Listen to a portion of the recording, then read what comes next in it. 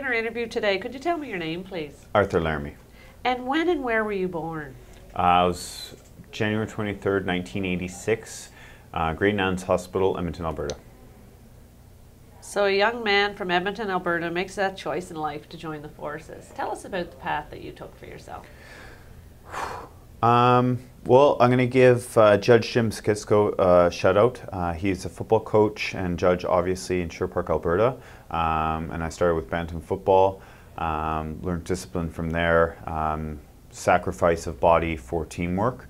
And then I played high school football, went up to junior football for the Edmonton Huskies. Couldn't play anymore, missed the brotherhood that was football. And I was always connected because, well, 9/11 happened my grade 10 year. I watched the buildings go down in my Catholic high school. So I was always drawn to the infantry specifically because of the teamwork, camaraderie, and the purpose of the job. So then once I was done with football, I joined the Canadian Armed Forces and requested to go PPCLI. And why PPCLI? Army of the West, and I just knew I fit in with them because every regiment has its own culture, and me just being from the West, I grew up, you know, knowing Kapyong and knowing Medic Pocket and all these kind of major events, so go with the people I know. And when we think of family and their reaction, were they supportive of the choices at this time in your life? 100%. Was there military family experience? My grandfather on my mother's side, McKinley, he was a pilot in Cold Lake, and he died unfortunately of MS when he was 45. And my mom spent 4 years of her teenage turning him in a bathtub, and he was a fighter pilot, and he MS, half his body went numb on one of his flights. Then the next symptom was he drove around the block for about 2 hours, didn't know which house it was, and then the third and final straw that broke my nana's back to take him to University Hospital instead of the MUR was he couldn't climb up the stairs. And this is very active tennis player, you know, British man, first generation over to Canada, like hard worker, and just hit him, yeah. So a bit inspiration from him, I'm sure. That's right, absolutely, yes. Yeah. So take us through the training that you get in infantry, getting ready to be a soldier. Oh, fantastic. I've heard a lot of just theories on this, but what it is and what it takes is grit, self-sacrifice, and an understanding of team and mission before self. It's a beautiful indoctrination into the forces. I started with St. Jean, and the simplicity of folding clothes, making your bed at 5 a.m., regardless of how tired or how hungry you may think you are. You wake up and you hear everybody else with you, so it doesn't matter. And you just move on. And then the next evolution was Pat Platoon, which is great for me again. It was routine, focus, a little bit closer to my goal, which is to become PPCLI. And so I worked harder, saw them on base. I was in Wainwright, so I PT'd harder because I saw actual infanteers. I saw them at the junior ranks. They inspired me, their demeanor, their tall posture, and their exuberance of confidence. And then when I got to Shiloh, Manitoba, for my DP1, I enjoyed it. The staff were hilarious, inspiring, motivating, and challenged us continuously to focus as a team. And there were sections that were good, there were sections that were bad, and the sections that were bad weren't because of any individual person, it was because they were all individuals. And the sections that I was blessed to be part of worked seamlessly as a team, and we were aware of our weaknesses and our faults immediately and had no ego, and that's what our instructors trained us to do. And then when I got to battalion, training from there was fire hose, went right to Suffield for workup training to help the 09 crew over, 010, sorry. Went to Suffield, was casualties, a part of the section tax immediately, part of being actors and playing the Taliban. It was really exciting and thrown into that right away. Then IPSWQ, comms research, Then I got the privilege of being seen at Strong Contender, went to on-the-job training with Recce. From there, I had the opportunity to become a door gunner, and that's how I got my first tour. Anyway, I went past the training, so I'll let you take over again. That's okay. And you speak about this, and like it was in an 09, very active 010, and like you said, all the things that have already happened in Canada and around the world, like the 9/11 and things like that. Mm-hmm. So you were probably very aware of what you were getting yourself 100%. into. Yes. And yet you had that drive to keep going. That's right. Yeah. And the drive came from my mentors. I was really lucky. I was on 2010 op podium, security for the Winter Olympics, and I lived in a mountain in a tent with guys that just came back from 08 and participated in 06 op Medusa. And these were my mentors. And I was in I started off with a 10-man tent for 14 days on, 4 off in camp with everybody else. And they were kind. They taught us how to put our equipment away properly. They taught us how to move properly in a reduced stress level because we weren't on course. And these particular mentors at the time, Sergeant Carr, Master Corporal Yiddy, Corporal Mercer, CQ Orr, Corporal Collins at the time, their ranks are all different now, but they were all my mentors. And they jacked me up, don't worry, I got jacked up lots. But I learned from those jackings in a good way, and they did it not out of malice, but to ensure that I reached my potential. So with all that training and the readiness for yourself, you get a chance to deploy. That's right. And to Afghanistan, a place where our troops had already been, and they're going again. Take us through that opportunity, a deployment to Afghanistan. Just tell us your story. Cool. Really exciting. No Hope Private in battalion, working really hard.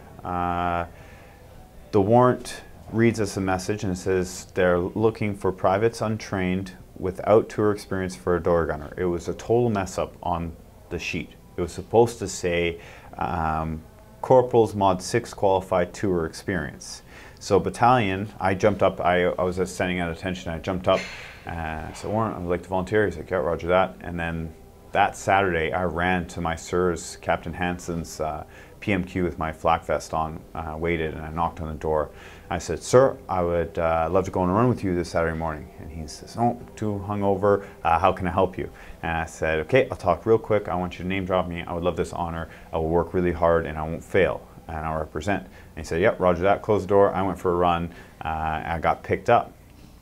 And then when myself and 3 other no-hook privates got to 408 for training, they told us they wanted to cut us because they messed up the letter, of course, and I was heartbroken because it's my last chance and I knew for a legitimate chance to engage in combat and seek and destroy the enemy. I knew it was my last chance. It was ending the war. Everybody was talking about pulling out.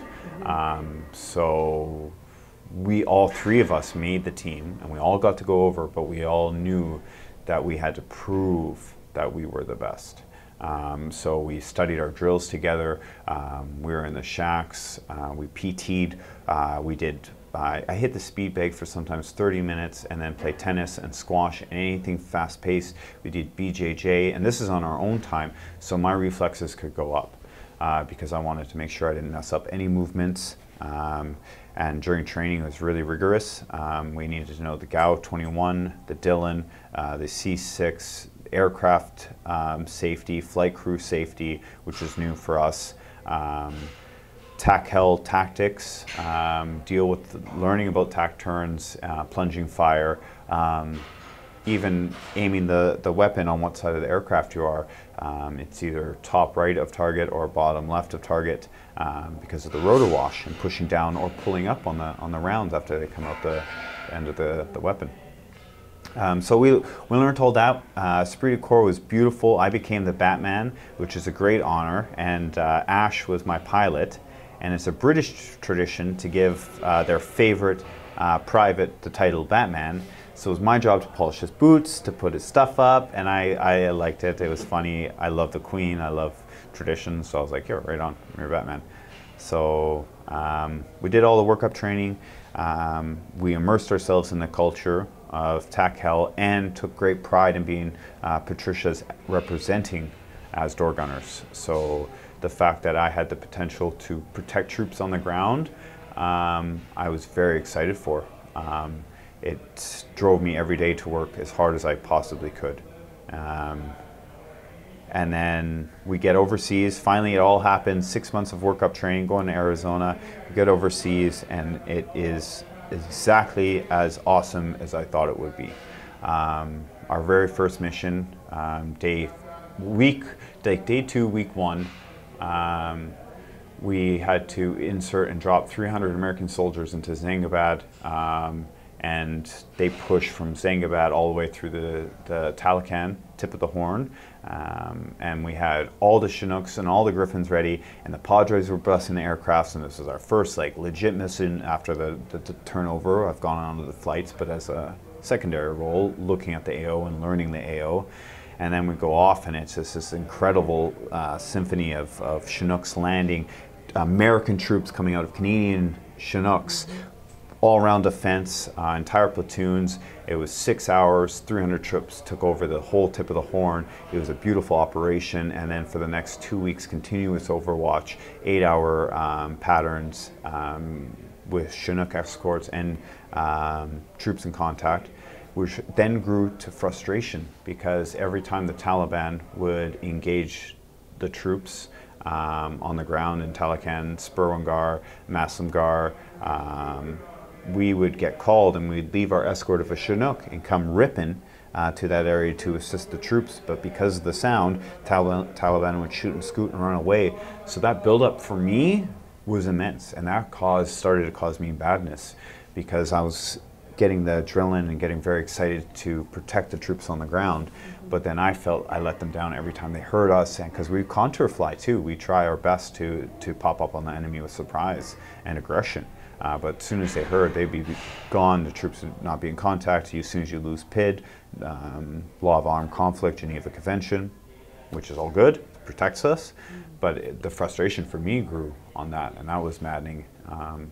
And then I did have the opportunity to complete my job for real. It was team effort. We had Predators asking permission for us Shakedown 2-3 to prosecute a target. We asked permission from Zero. Zero gave us the go-ahead. We were very excited. We had the MX-15 on the side. We zoomed in 8 kilometers out, had PID on the individual, and then performed our mission, and it was a great success. And then that was really intense because we were the first Shakedown crew to engage that tour with arms. Everybody else has taken support and been there to actively help, but we were the first to like now put rounds down range. And when we came back, it was hard because everybody it was another day at work, but I didn't quite know how to process it. So I immediately felt like I got to be hard and keep it in, and but then I went that evening, I ran on the treadmill for an hour, and then I felt guilt because I felt sadness and confusion. And then because I felt sadness and confusion, I felt like I was letting my mentors down because they were there during Medusa and different tours and deployments, which they, dudes went down heat stroke. They fought for 16 hours straight, patrols for 16 kilometers intense. And then here's me, I'm a door gunner, so it's cushy. I know it's Gucci, but I feel bad. And that weighed on me. So then I made myself harder. And then I think that's where the poison set in for myself and my moral PTSD. To be honest with you. Yeah, anyway, there we go. But it was, and then mission before self, it didn't affect the mission. Camaraderie was always there still, but I just felt a little bit more alone, and that was like the beginning. And then I get back from battalion, cheers and hurrahs and handshakes, and I'm back. I went to Bravo Company. I had amazing staff. And again, then I was nurtured and mentored to become a young leader. And I got one of the last Mod 6 true difficult courses for Master Corporals in the infantry because they've gone to a new system now. And it was in-house recce run, and I that's one of the proudest moments, because that course was very, very difficult, and the staff was very difficult on us, as they should be, and I completed it, and it was really cool. So it was fun. And if you don't mind, Arthur, I just, for the sake of myself not understanding, you use the term door gunner, and as you sit here and speak to it and describe it, to me it seemed like you were from the outside looking in. You said you were protecting the troops. That's right. Can you give us a sense of like your typical day or your roles and Oh yeah, responsibilities? I love it. I don't understand that. It's fantastic. Door gunner is a really rare honor to receive. We get to fly, we get to become a part of H.A.F, which is the Griffins in Canada. And on the left side or right side, they either have a 50 cal or a Dillon, and a Dillon is 7.62. It shoots 4,000 rounds in 88 seconds. The 50 cal or Gal 21 shoots 1,800 rounds a minute, which is incredible because it has 2 buffer springs. Fantastic piece of kit, really long barrel, really accurate. Beaten zone's a bit big when plunging fire. That's where the Dillon is more volume and it's quicker, so it's a tighter beaten zone, which is good for the plunging fire. So that's why those weapons are on there. And then our role is to, first of all, guard Chinooks. Chinooks are big targets when landing. They have to bring up, well, I shouldn't even say that. They have to do neat things tactically to ensure that they are not a target as long as possible. And our job as Griffins is to make sure we do circular patterns around the Chinooks and watch for possible pop-up targets, even scan the ground beforehand for IEDs, mines, any kind of stuff like that. And then when we're in the air, we stay low so that we can attract fire first from the ground opposed to the Chinook, because the Chinook has all the troops.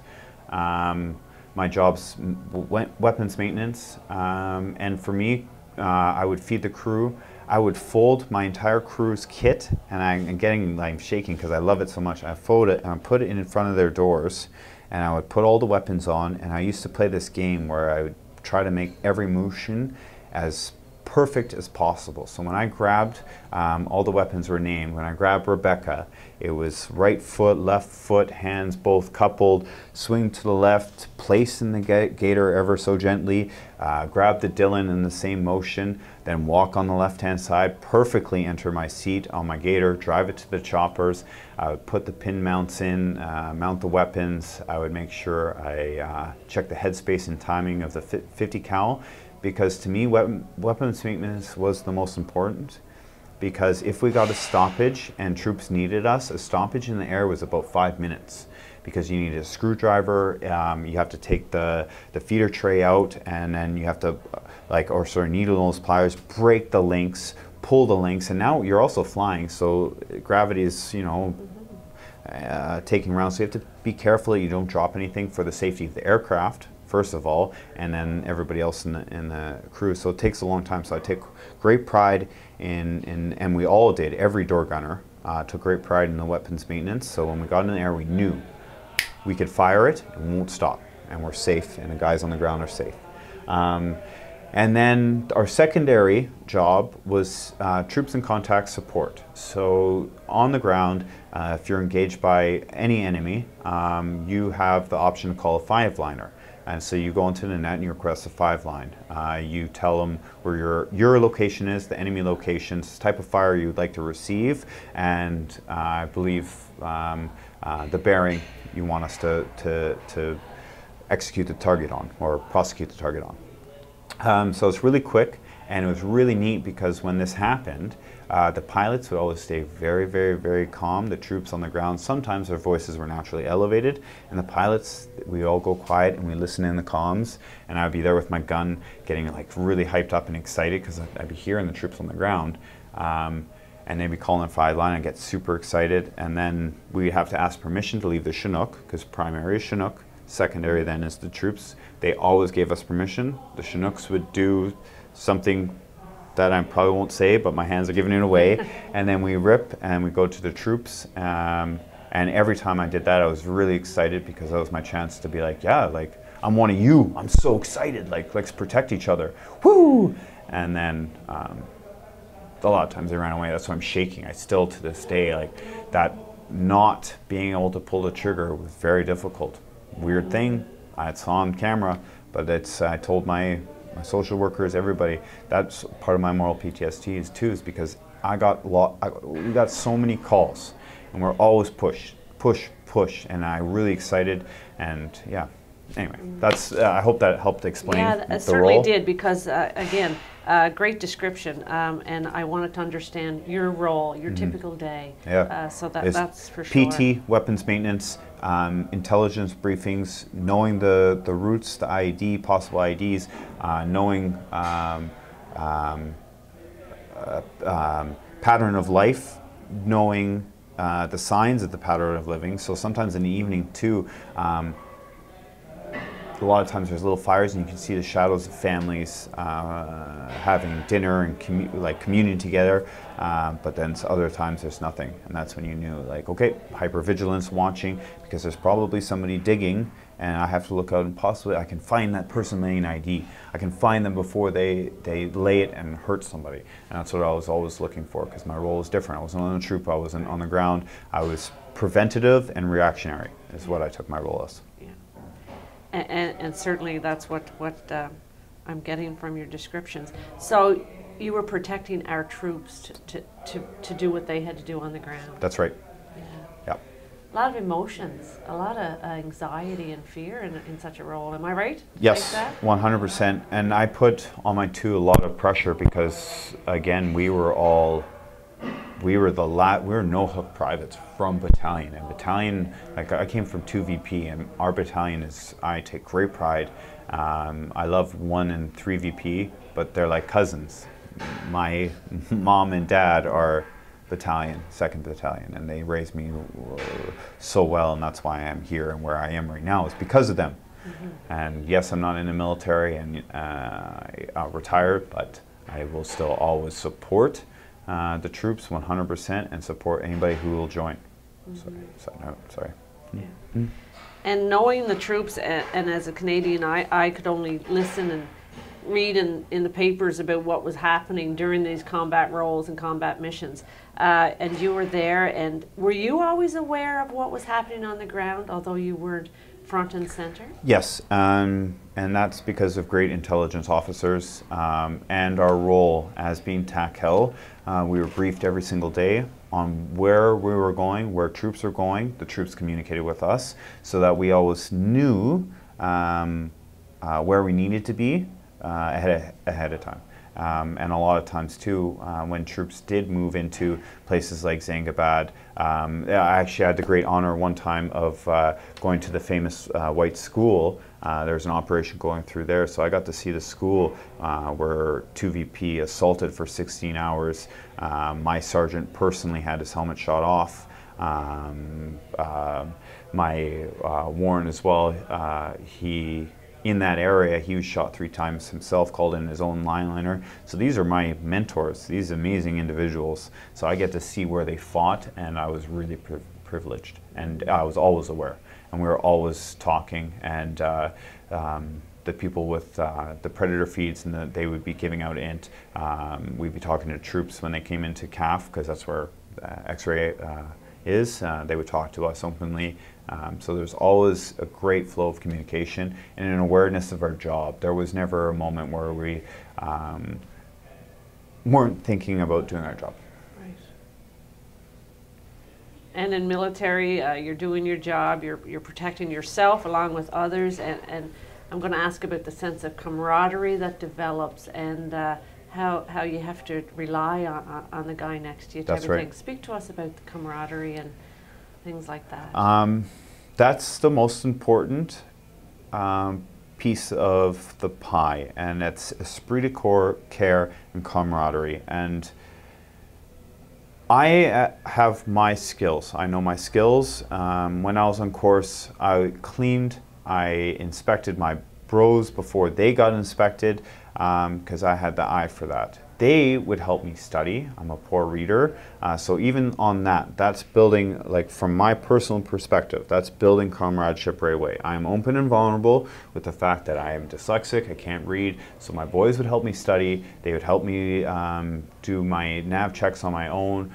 I would present in front of them, and then I would do their manual labor. I would carry extra kit for my boys because I'm strong and I have an ability to turn off my brain. So I would carry the extra things, and I put that in there. And that's cultivated because without that proper teamwork, and if we're a bunch of individuals, we will be ineffective as a section, break down, kit will get lost, weapons will not work. Dudes will go hungry if you aren't empathetic to the troops. I was a good 2IC because I was continuously aware and learnt my drills from my staff about how much water we have to have on every patrol, how much water we have to have for the day and the week, how much food, how much ammo we have to have. So without that comradeship and that care, I would not be as an effective leader because I wouldn't be thinking about this constantly. I would be second last to bed. My sergeant would always be last to bed because I would tell him what's up, but I knew he had a stressful job. So for me to help with the comradeship, I took the responsibilities to IC seriously, did my job, and went to him with only the solutions. If I had a problem that I couldn't solve myself, then he understood, and his stress levels would stay low. We'd focus together on that one problem, solve it, then he goes back to his lane and I go back to my lane. And this is forged through suffering. We learned this long marches, seeing those that weren't able to complete with us. I've seen individuals throw their own ankles to fall off the side of the road, and then they think they're getting out, but then we're putting them on stretchers, and then we're carrying all their kit as a team. So we see immediately, like we feel the pain when we lose somebody due to selfishness or ineffectiveness. So you see really quickly, especially in the infantry, where you need to be. And that's how comradeship is built. And through junior ranks, old traditions of that, I think that's really important. And I think that's getting lost, and I hope that it's rekindled by this current generation up, which I think it will be. I hope that answered the question. It certainly does, yes. And again, in all these deployments, there's always the good and there's always the bad. And what were some of your best aspects of your time in Afghanistan?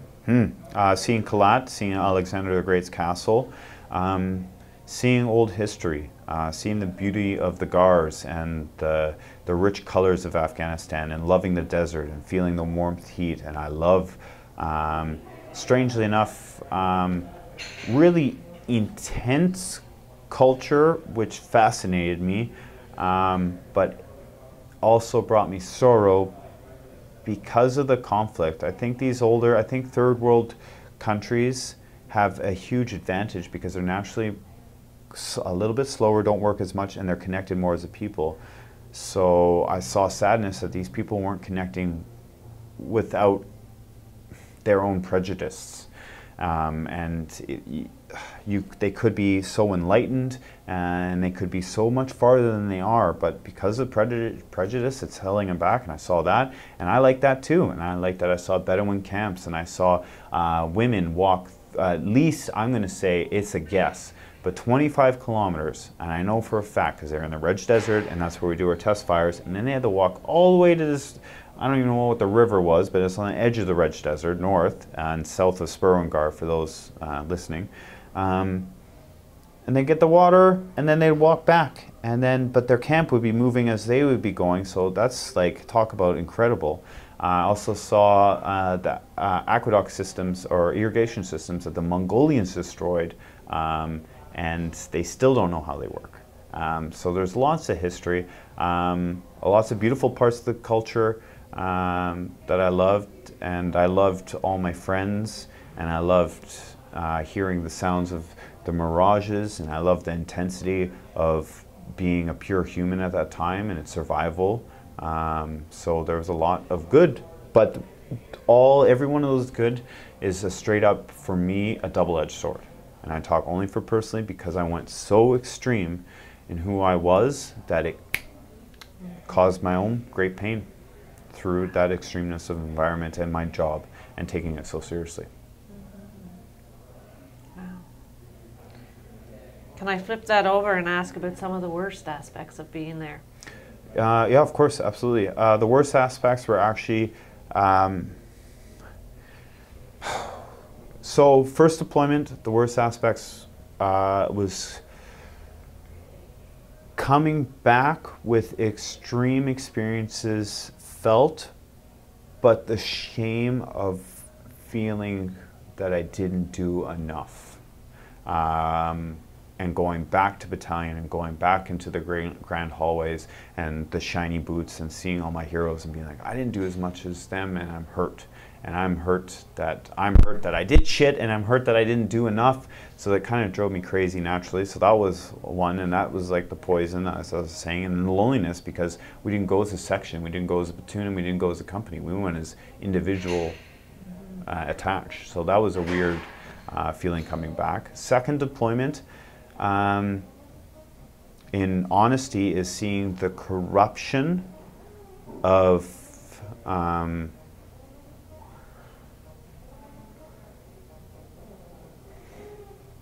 I don't want to, like, because I know this is VAC, I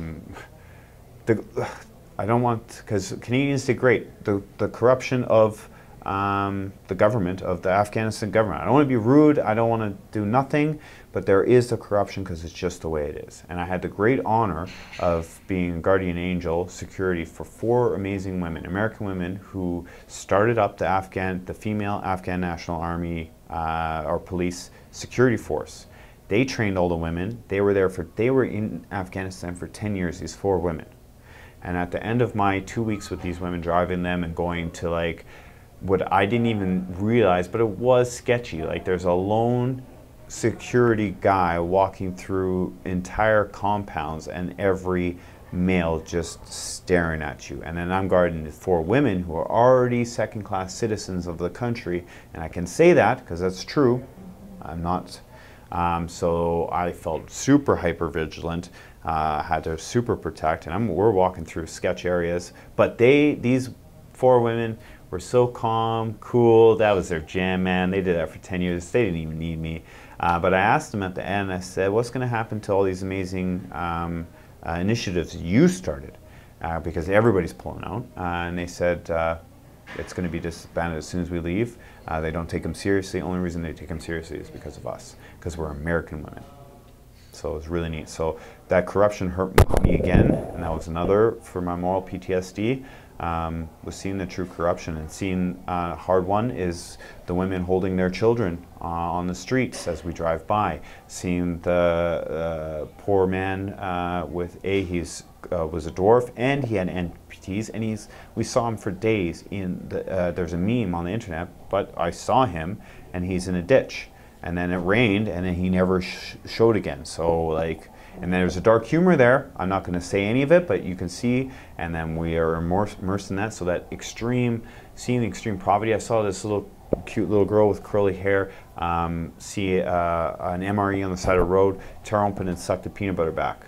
You know what I mean? So as a father, that hurt my soul, and that wasn't even combat. That was seeing their day to day, and that really hit me. So that was the worst, is reality. And when we hear the terms reality of war, you know, the experiences and the effects that it has on someone like yourself, but yet you have to return home and you have to carry on. Take us through the difficulty, if I can use that word, or the experiences you have when you come back home and you have to, what we term frustration, because I don't know I'm fucked up. And Brittany doesn't know either, because she's a Patricia. So I come back even more intense and even more focused, which is an illusion of productivity. I would be on my hands and knees at home scrubbing until my knees bled, because we had this hard floor, and I would scrub until my knees bled. I would be angry at my children for toys left out, and their kids, you know what I'm saying? I'd be driving, and I've gotten out of cars because I'm so quick now to violence. because that's what I known, like it's life and death. One time we thought, this is a fun story, we thought our camp was being attacked. There's all fire all around, there's ricochets off the roof. So we set up, I was in the gym, I ran, got my kit on, we stacked up, ready to go, and I remember I was praying. And I tell you this story because I told my social worker this story, and my friends that were with me there will probably have the same feeling. I was praying for the horde to come through that front gate, and I was so excited to engage into, like, here we go, Mortal Kombat, and I was excited to do this. And then it was the Afghan National Army Afghan soccer team beat another team, so everybody was just celebrating. So we'll go from that extreme, like, let's do this, to then nothing. You know, it's totally like, how emotionally draining is that? So I came back to Canada, and it's always quick, get the kid on. So when dealing with people in grocery stores, when dealing with people across who either trigger me with their eyes, because the eye contact overseas was so intense too, because they truly did dislike, disdain, not like us, whatever verb you want there. They would stare through us, and I remember engaging in a lot of, like, intense eye contact battles while driving, and then the back end of a vehicle would be heavy, so then there's my, like, battle indicators right there, plus aggressive eye contact. We've had Afghan National Army personnel, just weird, there's such corruption, they would try to wrap us in barbed wire, raising their weapons. We're so confused, we get out of there, we do all the right things, we report it to INT. But these are weird situations that are happening, and then I'm back in Canada and I don't know my brain's there, and it's been like this amazing journey of me just being aware now that I have emotional flashbacks, and it's not even flashbacks, but it's emotional flashbacks where I am so intense and ready to destroy everything that everybody in my sight becomes my enemy, and I think everybody is like something to combat, and so it's maddening. It really is. It's constant rage. Hope that's a good explanation. Yeah, that's my own explanation, and you're so open to discuss the infliction of PTSD that you have given, and if you can help us understand what it's truly like to come back to civilian life and have to deal with that. So there's a few things coming back to civilian life, and again I bring back this word, shame of leaving the military. I'm weak. Like if you look at me, like, I'm a strong individual. I'm strong. I know I'm strong. I can go to the field right now. Inside, I could be crying, but I know my frame will take it.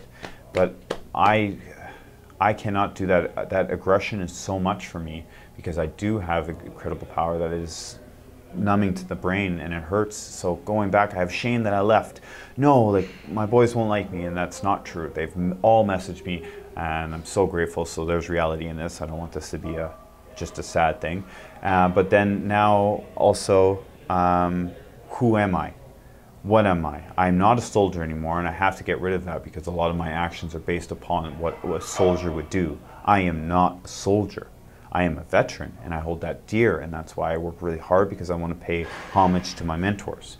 But I'm not a soldier, and that's very, very, very difficult, and it's very strange, and that's why I became an entrepreneur, because I know for a fact that I have my high school on credits, but I don't have the education. Infanteers, combat indicators and section attacks and picking heavy things up and being efficient with weapons and being selfless and sacrificing your body aren't skills that are needed at Walmart or Starbucks, where I could get a job. And that's it. Please don't take me because I don't have the education. I'm not competitive. White collar buildings won't take me because I'm too intense and too abrasive. And my leadership style is different, and I don't blend well. That's my own business. So I'm like encountering these because I'm trying these things. I am trying to integrate really hard, but it seems like I intimidate people a lot, or I do fly off the handle and then they step away. Brittany's always my rock, and so it took a really long time for me to I don't know, just adjust, and I'm still adjusting because I can't turn it off, but I can change perspectives and process events slower and do my best, and that's all I can do. And so it's frustration. It's frustrating. It's frustrating being intimidating. It's frustrating being an infanteer. It's frustrating hearing the amazing stories of civilians and their cool, fun journeys. And I think about like, holy fuck, like, well, you're doing this cool, fun journey. I was having fun, and I'm not going to say this in any light, but I was learning the phrase kill, kill, kill. And grit, group range, indication, type of target. I was learning about stand twos and how to stay up all night and how to dress light and freeze at night. You know what I mean? So when I come back here, I'm like, well, and when I opened this business even, I had this utopia idea. I'm like, I don't need to jack anybody up. We are all like, we got running water, we're good to go. I can create a utopia and I don't ever have to be Master Corporal Laramie again. But because I did that as a civilian, I was a poor leader, and they walked all over me, which caused me great frustration, and I had to hide my mask because I couldn't show them what a jacking actually is, because then they leave and I get probably charged. So there's a lot of like, I don't know who or what I am supposed to do ever, and I'm just like, I have COAs now, but I'm at year 2 of retirement, and I'm still not even close to like fully being ready to be a Starbucks clerk. You know what I mean? The deal. And even schools. A lot of transition people here at the gym, and schools are really challenging. We have to keep our mouths shut because we're learnt to sit up nice and straight and be respectful. But when I went to even finish my one last English course, people would be texting, and I can't jack them up. And then the teacher is authority figure, so I answer hand up everything, and people not doing that even more on us, and it's confusing because there's punishments in our world, and there's no punishments in the civilian world. So we have to get really used to that, not living in fear of punishment either. And that's a weird one, and that's why my house is, and this gym is so tidy, because I'm scared constantly of punishment. Anyway, so hope that answered. Yeah, amazing. And I certainly want to turn the focus on yourself today. You're so openly to discuss, you know, the struggles sometimes that you have, but yet you're carrying on. You're an owner of this Iron King gym, and you're helping others. You still feel it's important to help others.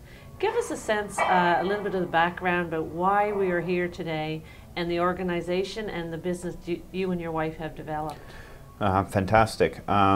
So the gym concept came from a memory from battalion. The battalion had this rustic gym, and it was my favorite area, and it was sacred to me, and that's where all the hardest soldiers hung out, and that's where I wanted to hang out.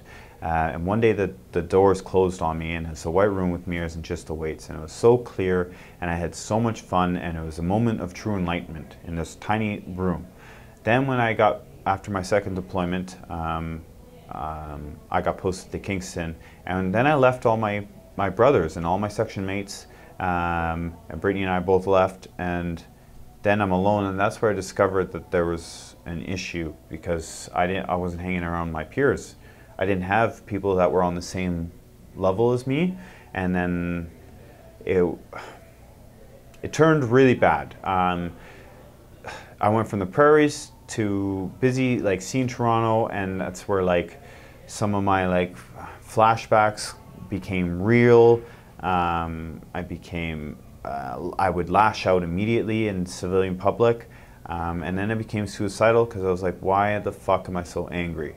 Like, what is this, and why can't I turn this off? And like, why do I like envision just scenarios that happened overseas, but I wish I did more. And so if people that were there, they probably understand what my context is on that.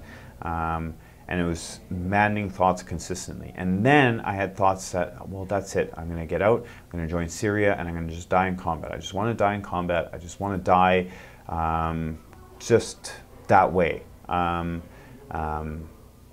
So then I would be spending 6 hours in the gym. And then I told Brittany my suicidal thoughts, and I told my warrant, and then and then my warrant was super supportive. and then they immediately got me to a social worker. I got my social worker, and then we immediately started talking openly. We started nurturing the inside of my soul, which is the childish, artistic side. And then I just went from there. I was like, hey, I created a clothing line, H.A.F. And then from there, I was like, well, I need a house to protect people, because I went to a lot of civilian gyms and I felt worse leaving because of the opposite of comradeship. It was staring glares and judgmental glares and confused glares. And eye contact's one of my triggers. So I go to a gym and all of a sudden there's like people who appear the same as me, giving me eye contact, and then when I step up and then switch it on, they like kind of run away from me, and that was me trying to be like, hey, let's be friends, let's train, but in my weird way. So I found it really difficult. So then I literally woke up in the middle of the night. I said, Brittany, do you want to do this? We have no backing, we have nothing. And I just said, if we're going to do this, and if you trust me to like start this process, I will bleed and I will die in this floor. So if we fail, we can be proud of our failure. So she said yes, and then so we went on Kijiji, got everything secondhand, signed a lease, gave the guys, Frank, our landlord, $7,000, and the only concept was to help veterans, give them a hangout platoon room, and give them a sacred gym where they could break the walls, and all I do is give them a hug and hand them mortar. And then they fix the walls and then come back the next day to heal themselves. So that was the beginning of the foundation of the Iron King. And then it evolved and my mission statement has grown, and the purpose of the Iron King and the purpose of me is to save lives, give veterans, servicemen and women, police, and corrections officers, especially in Kingston, that esprit de corps and that connection with others, and a safe outlet to push as hard or as not hard as you want. This is not only just a place of iron and metal, it's yoga, it's stretching, I don't care what it is. It's you sitting on the middle of the floor just breathing. And that's our concept of the gym, and I always wanted, and I am going to grow, and I promise you I'm going to grow, and there's going to just be more for you to do outside of your home, but feel like you're in a home with the PT, because PT is life. Wow, well, congratulations on such an endeavor. Thank you. And it's certainly evident that it's very successful, for sure, for sure. It is successful, and it's too, because the culture cultivated here is humble enough to support itself. So it's not reliant on me anymore at all. It's all the members cultivated their own happiness, and they share it, and it grows from there. And then my job now is just to maintain, keep cleanliness, and then just be an active listener. That's it. Well, I'm almost at the end of our interview, Arthur, and something that I like to ask you as a veteran, you've served our Canadian military, the pride that you must have for the service that you gave. We're coming up to November 11th, Remembrance Day, and as a veteran, I just wanted to ask you, what goes through your mind on that day, and how do you reflect for November 11th? Ooh, I really like that question. Remembrance Day, since I was a kid, has been more significant than Christmas. And I have one family member in the military. It's not even like I grew up in it. It's because I even knew at a young age the amount of pain that the men and women of the past, present, and hopefully not the future will experience for our freedom, and how many wives and sons and daughters had no fathers coming back, especially during those great wars. It was insane. Like, and the East Coast knows it. The famous Royal Newfoundland Regiment, countless others, the entire original Patricias. So many men and women died, and then how I reflect and how I take in that day is I really go out of my way on Remembrance Day and every day when I see old veterans, men, women, memorial widows, and I shake their hands and I thank them, and I think about their hurt feelings and their determination to keep going and help this country grow. So I think there's a lot of mixed emotions in there. I think about all the great things too. Remembrance Day is also to think about all the amazing battles won and all the amazing moments earned, even from Canadian military sandbagging in Winnipeg when the floods happened, and doing security, and when the snow falls, engineer call signs, cleaning the roads. I think about all this joy, and I think about the present, and I think about my family on Remembrance Day. I think about everybody on Remembrance Day, and I think it's just a day of giving, of empathy, because the harshness of war should not ever be forgotten. And we have to stop glorifying it. This day of remembrance, remember this sacrifice, and let's not do this again. Why do we have to continuously do this? Why is there a need for this? Because the sacrifice made, I am cursed for the rest of my life. I know the smell of death. I know the end of life. I know the sense of corruption. So we've experienced it. So it's now my responsibility to vote, participate in politics, and make sure that young men and women don't ever have to make that sacrifice again. That's the point of Remembrance Day, so we don't make that mistake again as a society, as a human race. Anyway, sorry, there's a lot. No, I'm all over. No, thank you so much for that. That's your take on that. So Yeah. Coming up November 11th each year, it's a reflection for all of us. That's right. Be better. Tired of not being better. We're too lazy.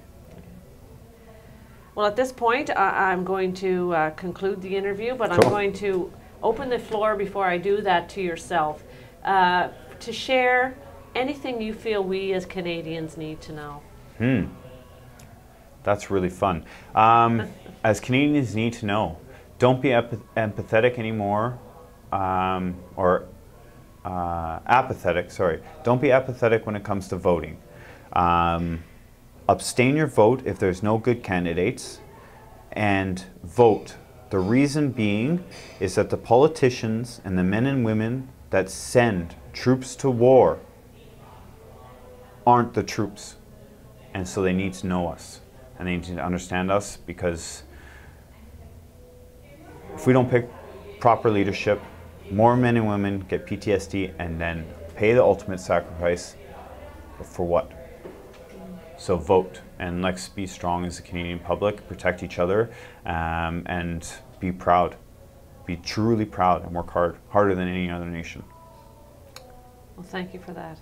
And thank you for your time. On behalf of Veterans Affairs Canada, Scott and myself, thank you for sharing your story. Cool, thank you. Really Okay. appreciate it.